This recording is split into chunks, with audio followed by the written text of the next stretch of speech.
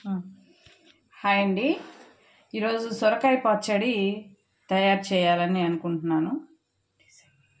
ఎలా తయారు చేయాలో చూడండి. సొరకాయలు ఇలా చెక్కు తీసుకొని కట్ చేసుకోవాలి.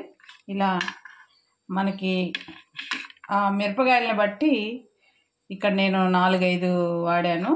అలానే ఒక టొమాటో, కొత్తిమీర, కరివేపాకు, జీలకర్ర, వెల్లుల్లి, చింతపండు, ఇక్కడ నేను పింక్ సాల్ట్ తీసుకున్నాను. వీటన్నిటిని కూడా వేయించాలన్నమాట, నూనెలో వేయించాలి. ఇదిగోండి పచ్చిమిరపకాయ, టమాటో, సొరకాయ ఇలా వేరువేరుగా వేయించుకోవాలి.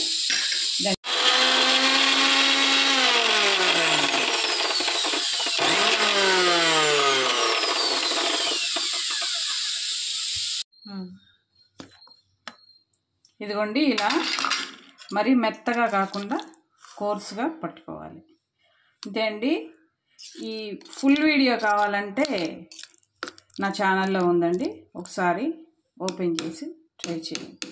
Thank you.